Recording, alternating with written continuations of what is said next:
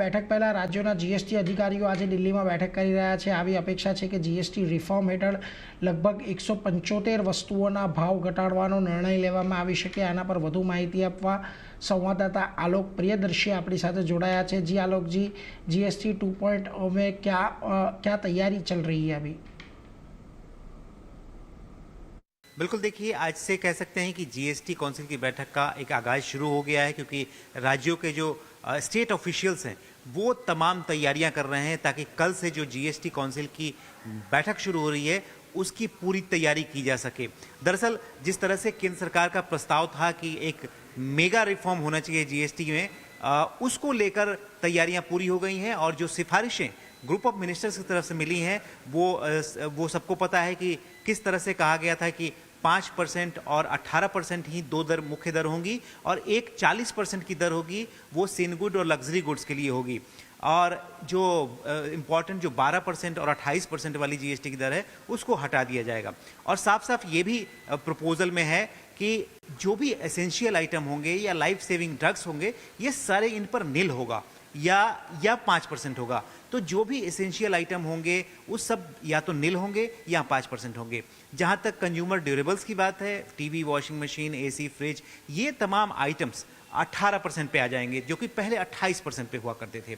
इसके अलावा जो कार, ऑटोमोबाइल यानी कार, बाइक्स वगैरह भी सस्ते हो रहे हैं, लेकिन उसमें कुछ क्लॉज हैं।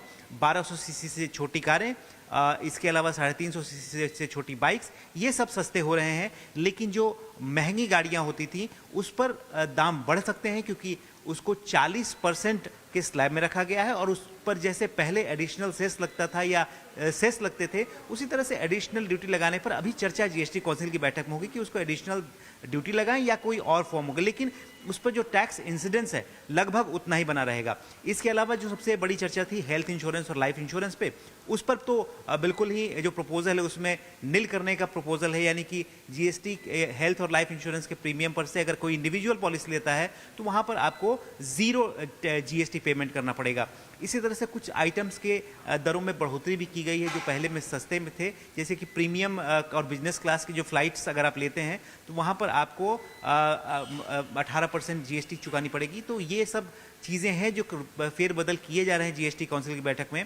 और ये एक तरह से कहें तो मिडिल क्लास को फोकस करते हुए, आम लोगों को फोकस करते हुए तमाम जितने भी ये प्रपोजल्स हैं और जिसको जीएसटी काउंसिल जीएसटी के ग्रुप ऑफ मिनिस्टर्स की अप्रूवल मिल चुकी है, अब इस सारे प्रपोजल पर जीएसटी काउंसिल की बैठक में चर्चा होगी और वहाँ सहमति बनती है तो ये बड़ी राहत आम लोगों को जीएसटी काउंसिल से मिलती हुई दिखाई देगी।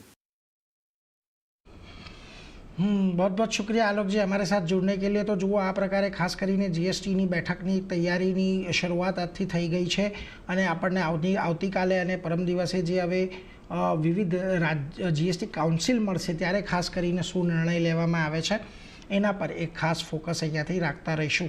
परंतु आगळ वधीए अने जुओ सिटी यूनियन बेंकना 120मा स्थापना दिवस पर आज नाणामंत्री निर्मला सीतारमणे पोताना संबोधनमां जीएसटी रिफॉर्मनो उल्लेख करता कह्युं हतुं के दरेक बिजनेसने ध्यानमां राखीने जीएसटीमां घणा बधा फेरफार करवामां आवशे।